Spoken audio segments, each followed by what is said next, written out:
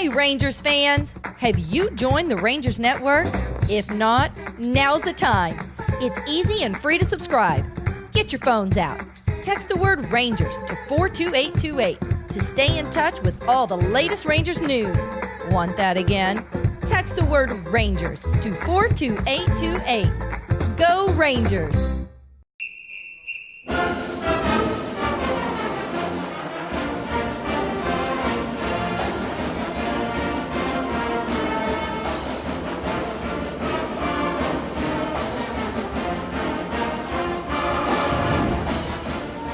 Jet sweep, Dillon going left. That's the side. He cuts upfield.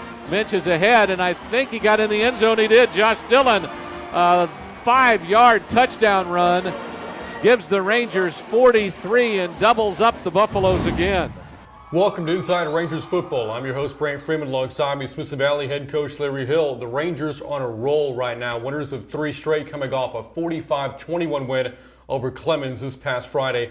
Coach, considering the opponent, the caliber of opponent, one of your more impressive games this season, you and I sat here last week and talked about how it was going to be a playoff-like atmosphere in this game, given the fact you're playing a really good team in Clemens coming in. They were 5-1, and your team certainly responded to the magnitude of the moment. So what did you appreciate about the way your football team played this past Friday? Well, I think what you just said, the magnitude of the moment, the environment, the caliber of opponent, and the fact that we played hard and to the end. I think there may be a misconception is that we played off lights out, off the chart. I don't think we necessarily did that offensively, defensively, kicking game, but we did play hard and we did make plays when we needed to and had a consistent effort all night. We still left some crumbs on the table, so we've got a lot of improving to do, but to get that caliber win over that caliber opponent, we'll take it. You did score 45 points, but I want to start talking to you about the play of the defense first. You look at the first 2 drives, Clemens did score, but after that, in the final 40 minutes and 32 seconds, you allowed just 7 points to an offense which have been averaging about 35 points per game, hadn't scored fewer than 35 in a game, in fact, this season. And in particular, you found a way to contain Frank Harris. Not many teams have been able to say they can do that. So defensively, what impressed you about this past Friday? Well, I just thought kids played responsibility football. You mentioned the first 2 drives, they got some sudden service touchdowns, and they had been able to do that all year long, including us a year ago. We desperately did not want the game to degenerate into that. We really didn't want a track meet, and yet it started that way. And then I thought our players really settled down and got guys definitively taking the quarterback or taking the running back or covering their zone and compressing the ball. I'm tackling this shoulder, you tackle that shoulder. Don't get wild out of control, because if we compress together, we can do this. I thought that was as good as we'd done all year long. We blew some assignments. We didn't do everything right, but we did contain their explosive plays after the first 2 drives and actually had a few more explosive plays than they did, which I'm not sure if that's happened to them in a while. Let's get to now the play of your offense, the 45 points scored. You're averaging now 49 points over the past 3 games. The rhythm right now certainly looks impressive. You look at the play of your quarterback, Josh Adkins, 2nd consecutive game throwing 5 touchdown passes. Right. Indiana Hawes looks like he's developing really nicely as a running back, as your lead back now, 13 carries.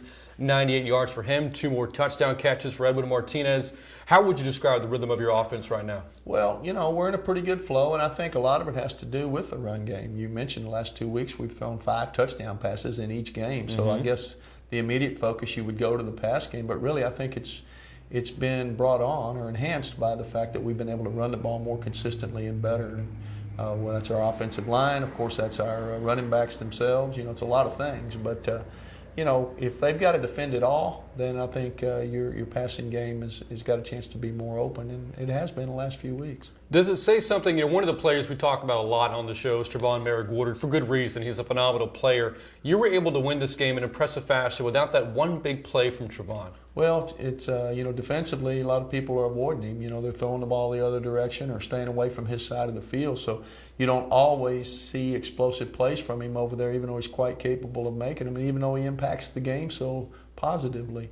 Offensively, he got in for a series or 2, had a short catch for 12, 14 yards, and sometimes just the threat of him and the attention that he draws opens up other things. So you can impact the game a lot of ways, and Trevon certainly has done that. Had a couple of big kickoff returns, 1 or 2 past midfield, gave us great field position for our offense. So Trayvon brings a lot to the table. Well, as we mentioned at the top of the show, your team is playing some really good football right now, on a roll. You've won 3 straight games. But I know, as a coach, as a coaching staff, you're always looking for areas in which you need to improve. Sure. Despite the good play, what areas do you see room for improvement? Well, we had 8 penalties the other night, and that's a little bit uncharacteristic. We've got to cut down, although we'd like to be under 30 yards of penalties every week. I think we had 50 the other night. So that's one thing that sticks out at you.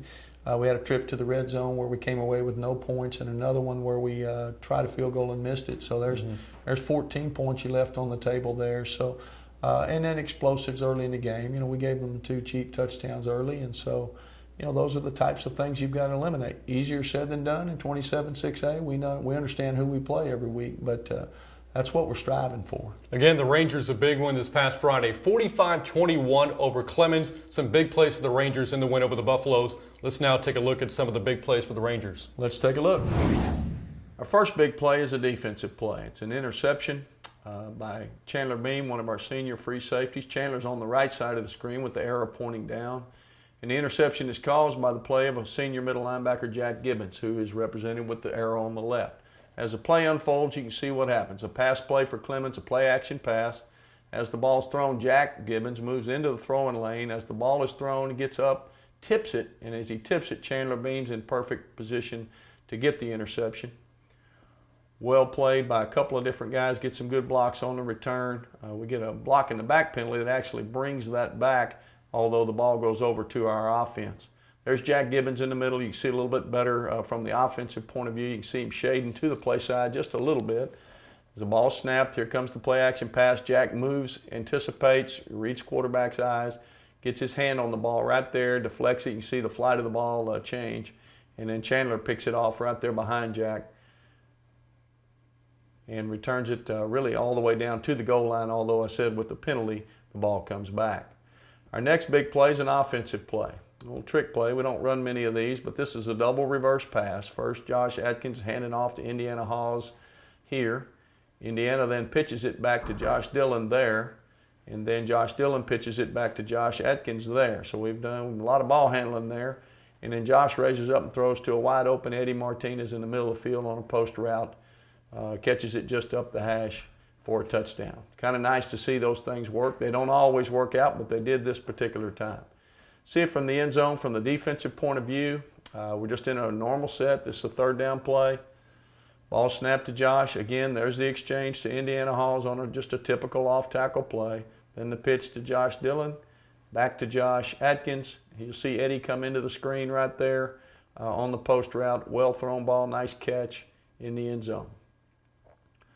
Our last play goes back to defense. We'll feature 2 of our defensive tackles, Brandon Arnold on the left, C.J. Keeler on the right. They're going to do a little twist game. Brandon, you'll see, will go straight ahead and to the right, and C.J. will knife in there behind him. They won't get the sack, but they'll cause the play to work. As they force the quarterback to the pocket, now Colt Fullen's got him hemmed up, waiting for him from the other side, and he's able to grab him by the jersey and just sling him down inside the 5. I think it was a minus 20-some-odd yard loss. Big play by our defense. See it from the rear. There's Brandon and CJ inside doing the cross. It's represented, cross game represented by the arrows. And then Colt, you'll see a better look at him going up and around as the play unfolds. Flushes him, stretches him back, and Colt Fullen throws him for a loss. And those are our plays of the week. Well, Coach, one of the last plays we saw there was the sack, Colton Fullen against Frank Harris. As we talked about, in the preview last week, a little bit of the recap moments ago, Frank Harris is a tough guy to slow down, to contain. It's hard to, once you make contact against him, to bring him down. That was a really nice play by Colton Fullen. Yeah, we'll be happy for him to graduate. We'll make sure that happens so we don't have to play him again. But we did have 3 sacks. You mentioned Colts was one of them for the most yards, but it was set up by a nice game inside, as you saw, with Brandon Arnold and C.J. Keeler, and then that forced the ball over to Colt. And that's how defense is played. A lot of times you talk about individual effort and a guy made this play or that play, but most of the time it's set up by others doing their job, and now the ball comes to you and you do your job. And that was a prime example of it. Well, we have a lot more coming up here at Inside Rangers Football. We're going to preview Friday's upcoming game against Canyon. We have Rangers trivia as well. And up next, it's Little Men and Senior Moments. On Inside Rangers Football, we're back in just a moment.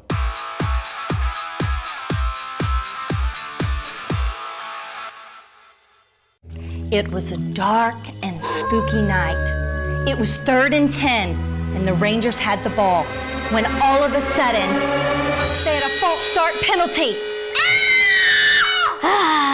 What in the world are you all scared about? Coach Hill's just gonna call a play action pass, drop the linebackers, hit the receiver on a shallow post, strike up the band. Rangers, the best! Join Coach Hill and Brant Freeman each week on Inside Rangers Football. Log on to rangersnetwork.com to never miss an episode. The Rangers defense had their backs to the goal line. It seemed like all hope was lost. Coach will blitz him and knock him out of field goal range. I'm Dr. Matt Bayless, your Smithson Valley dentist. We are proud to be located right here in the Spring Branch Bulverde community. On Highway 46, between Ranger Stadium and Highway 281, you'll find Summer Hill Dental. Dental care with advanced technology, we specialize in family, cosmetic, and implant dentistry. Come see us at Summer Hill Dental, your Smithson Valley dentist. Hey Rangers fans, have you joined the Rangers Network? If not, now's the time. It's easy and free to subscribe. Get your phones out. Text the word Rangers to 42828 to stay in touch with all the latest Rangers news. Want that again? Text the word Rangers to 42828. Go Rangers! Welcome back to Inside Rangers Football. Again, that preview of Friday's upcoming game against Canyon is coming up in just a bit. But for now, we're going to kick things over to Emily Wick, who has this week's Senior Moments. Thanks, Coach. Thanks, Brant. So I am here with Davis, Taylor, and Harrison. Boys, you know the routine. Get your phones out, text your mama hi, and tell her you love her. Taylor, if you were any kind of animal you wanted to be, what kind of animal would you be? Probably a lion. That's a good one. Why would you want to be a lion? Because they just are awesome and they are the kings of the jungle. That's true. What do they do that makes them kings? They're the top of the food chain. I kind of think lions lay around and get the mama to do all the work, don't they?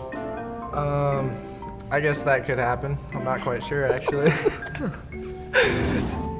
Harrison, why do people yell heads up if they actually are trying to get you to duck? I guess if you're looking down and look up to see what's coming. Good point. There you go. Attaboy. What happens if a frog's car breaks down? No idea. It gets towed away. Taylor, do you have any special talents? I used to race BMX. Okay, that's pretty interesting. Where did you race them? This BMX track on Blanco Road. Okay. Were you any good? I ran a #1 plate in the nation for 1 year. Well, that's pretty good, I'd say. Pretty cool. Harrison, I heard you were really mean at changing tires. Yes, ma'am. What does that look like? Have you ever timed yourself? Yes, And are you NASCAR material? I think so. All right. Football doesn't work out. NASCAR, here you come. Okay, boys, I have a challenge. Who can hold their breath the longest? And go.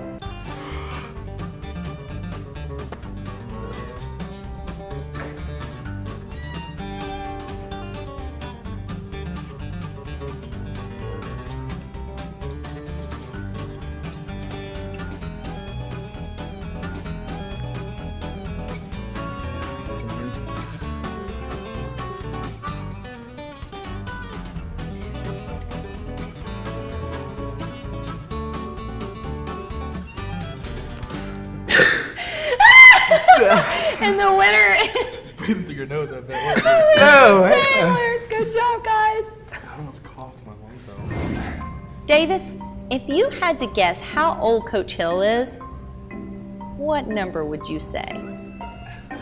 If I had to guess, I'd say 63. 63. 63.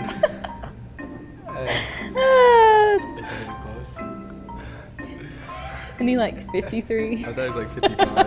Is he like 55? Can we redo that so I don't get in trouble? Thanks, guys. Good job. Back to you, Coach and Brant. Go Rangers! Well, that's a nice little piece, Emily. And Davis Grotchett, we'll see you after practice today. You and I are going to have a little session. I got an idea, Coach. So he's guessing 63, right? That means 63 laps for Davis Grotchett out of practice. How about that? On the low side. That'll be on the low side. All right. Well, I'll tell you what, we spoke earlier about compression, Coach. We're about to go to this week's Little Men. An interesting segment here coming up. Well, we referenced it earlier, compression against players like Frank Harrison, the back that we're going to place this week. Those guys are hard to tackle in open field one-on-one. So you've got to know that I've got some help coming from that direction, so I've got to push the guy on that direction, not let him get back my direction, and he'll compress coming the other way. It's easier to do it with two than one. So that's what the segment's all about. Well, let's break it down further in this week's Little Men. Today's Little Men segment concerns tackling on defense. Oftentimes, a player is a little bit hesitant to tackle because he's unsure where the ball carrier is going to go. So therefore, he loses his aggressiveness, maybe tackles the wrong side of the ball carrier, or gets cut back on, or gets outrun. So we try to preach to our players a concept called compression. Understanding that there's other defensive players coming.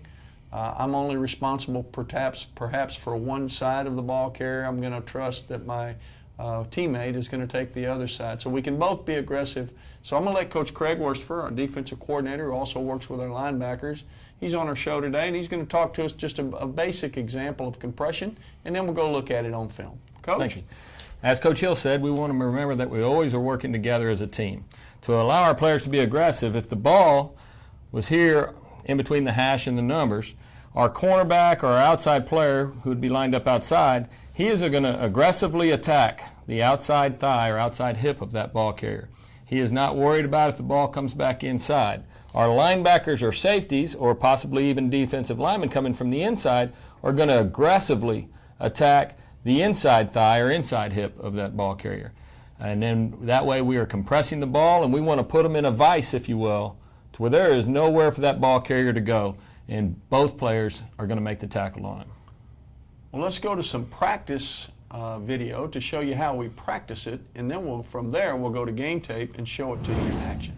This is some tape from a practice in recent times where you can see we're not even in pads. We're just explaining the concept of compression to our players in shorts and making them understand what's going to happen in a ball game. Well, Coach Wersterfer, take us through this drill. All right, number 21 here is the outside player. He's going to tackle the ball carrier with his inside shoulder and inside thigh. He wants to tackle his outside hip or outside thigh. Number 17 here is the inside out player, and so he's going to keep it on his right shoulder as we look at it here and tackle the back hip or back thigh of the running back. And so we want to put him into a vise here and compress the ball. So he's either got to run to our player on the right, or he's got to cut back to our player on the left, or he's got to run in the middle in the vise where they can both gang for tackle, as you see right there. Now let's go to some game tape. Coach, show us what we're looking at here. All right, here we have a pass play where we are dropping our nose into a spy coverage, and the quarterback pulls it down and scrambles. So we have a linebacker that's compressing the outside of the ball, and our nose tackle who's compressing the inside of the ball. The linebacker gets him pulled back in, and our nose is able to make the tackle with his outside thigh or outside shoulder. Let's look at the same play from the end zone. You'll see exactly what we're talking about. Number 42 is dropping. He's the inside out player attacking the inside thigh. The number 55 there is attacking to the outside thigh, and so we put him in a vise and make the play. Compression, just how it ought to look. Let's see another video example. Here they're going to throw the ball to the outside, to our right. Our cornerback comes up, and his job is to make sure the ball carrier cannot get outside. He's going to keep the ball on his left shoulder. Our linebacker coming inside out here should go tackle the ball with his right shoulder. He gives up his trust for a second and goes over the top, but our next player inside gets him in the vise, and we make the tackle. Good look from the rear. Ball thrown quickly to the left. Going to put him in the vise or make him go between us. Outside, inside, he can go between us, or I'm going to make the play either way. As Coach says, we lose contain for a minute, and here comes the pursuit from the inside. So there's more to tackling than just chasing the ball carrier and throwing him to the ground. There's a lot to it. There's a lot of coaching points. There's a lot of discipline involved. Compression, trusting your teammate to do his part, you do your part, and a tackle can be made. Thanks, Coach Wersterfer, for explaining that concept to us. And now, let's go to Ranger Trivia. This week in Rangers Trivia, Smithson Valley quarterback Josh Atkins has been making the most of his opportunities throwing the football this season with 16 touchdown passes in just 117 attempts, a touchdown percentage of 13.6%, which would be a new school record. The current record is 11.3%, held by which former Ranger quarterback? Is the answer A, Andrew Woodchick, B, Parker McKenzie, or C, Garrett Smith? The answer is A, Andrew Woodchick, who threw 16 touchdown passes and only 141 pass attempts in the 2002 season. Over the last 2 games alone, Atkins has thrown 10 touchdowns and only 40 attempts in wins over Wagner and Clemens. And again, the answer to this week's trivia, Andrew Woodchick in that 2002 season. Coach, something that you and I spoke about before we got the show going this week was that Andrew, that was his first and only season as a quarterback for you. Played pretty good. He did. He was a free safety on our state finalist team the year before, and then moved over to offense and took us to the state finals in his one and only year at quarterback. He's in coaching now, married to one of our former student trainers. Of course, got a brother on our staff. Fine family, great young man, and obviously played well in 2002. Well, we're coming up at a break here in Inside Rangers Football. Up next, we're going to preview Friday's upcoming opponent, the Canyon Cougars. We're coming up back in just a moment.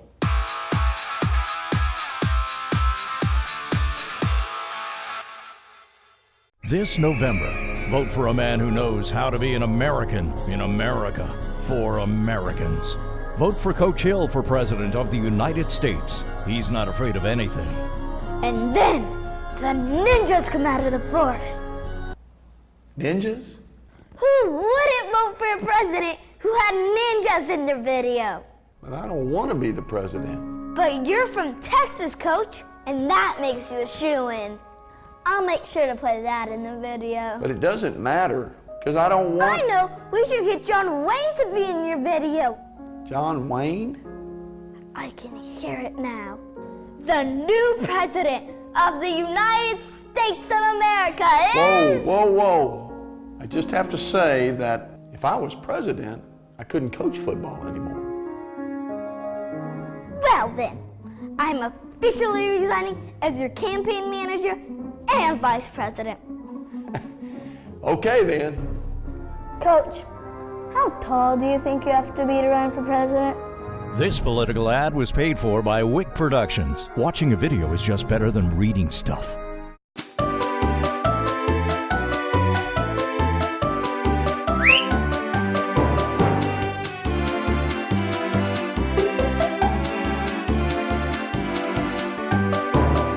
Good morning, Coach! Carpooling with Coach. You're up early to coach those Rangers, and we're up early to make great smiles. What a great idea. I agree. You guys do the driving. Gives me a little time to watch some game film. You mind if we play a little bit of music this morning?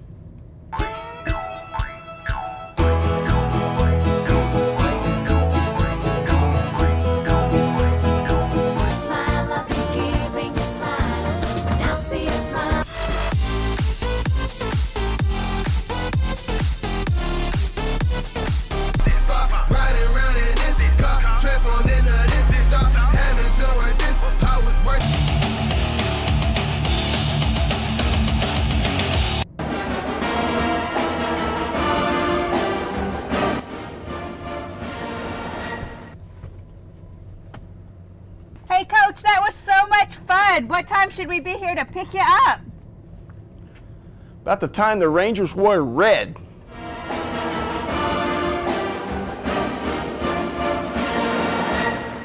Welcome back to Inside Rangers Football. Coming up this Friday, Smithson Valley hosting the Canyon Cougars. Canyon so far this season, the record is just 1-6, but you look at 2 of the district losses for the Cougars so far this season, 2 of them coming by exactly 7 points to include their game this past Friday against Steele.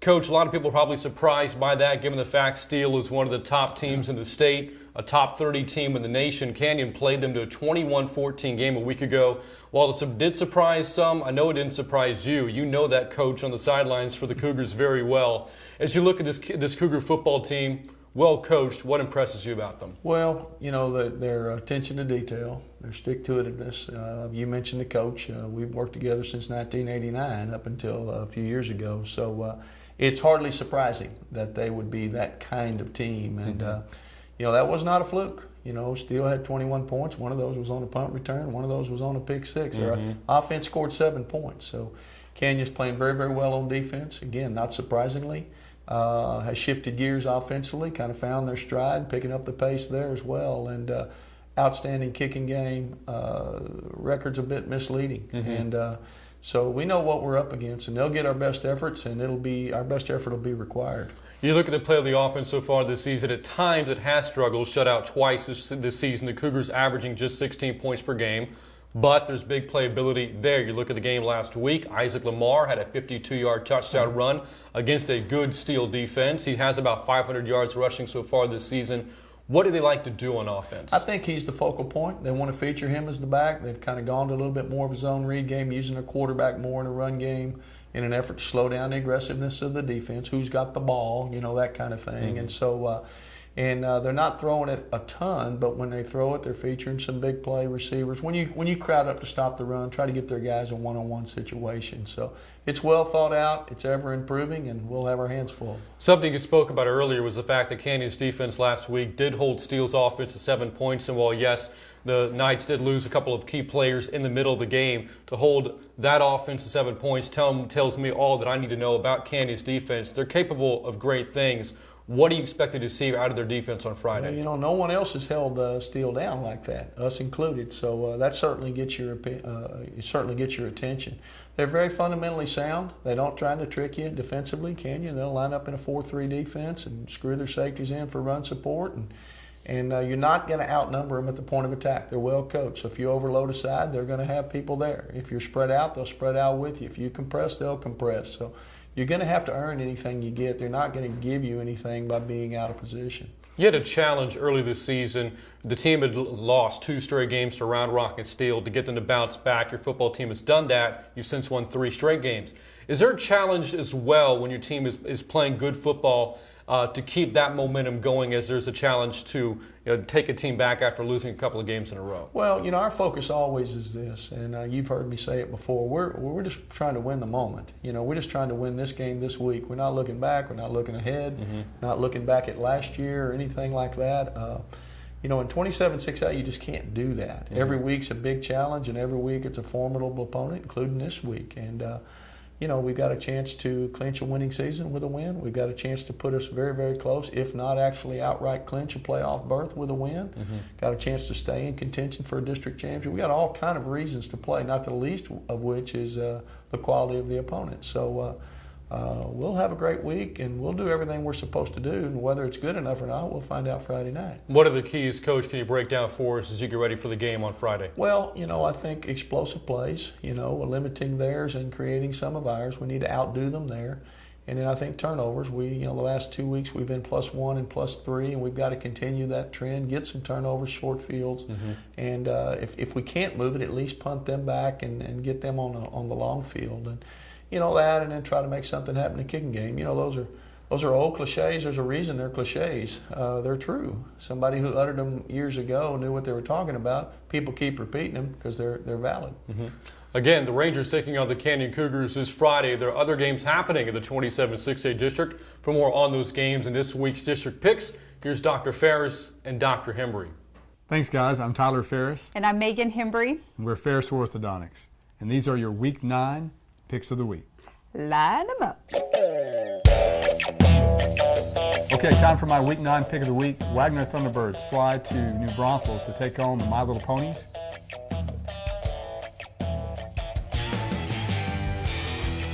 Week 9. My pick this week is a big game. It's going to be between Clemens and Judson. So we're looking at the Buffaloes versus the Rockets. I still think those Rockets, they have some steam in their engines, and I think they're going to tear down those Buffaloes. So I'm going to go with the Rockets on this one. It's time for the Week 9 Game of the Week. Smithson Valley Rangers, Canyon Cougars. Coach Mooch comes back. He'll bring the heat. Won't be enough. I think the Rangers have got this one. Absolutely. Go Rangers. Back to y'all. Thanks again to Dr. Ferris and Dr. Hembry. Coach, looking forward to the game on Friday. Any final thoughts you have? Well, it should be a good night for football. It's a pink out game. Breast Cancer Awareness Month is October, and we choose this game. And of course, an inter-district matchup from across the district, so we'll have a bunch of central office folks out. But more than anything, it's just another opportunity to play at home, and maybe if we can win, get some things team goal-wise done. So we're looking forward to it. Again, it is a 7:30 kickoff this Friday from Ranger Stadium. We're going to have live coverage on RangersNetwork.com starting at 7:15 with a radio call. And don't forget, we'll have the televised replay coming up, first airing on Sunday, 6 o'clock at Max's Roadhouse. For more information, again, go online to RangersNetwork.com. And for everything Smithson Valley, text the word Rangers to the number 42828. That's going to do it for this week's show. Thanks again to Coach Hill. I'm Brant Freeman. We'll see you next week.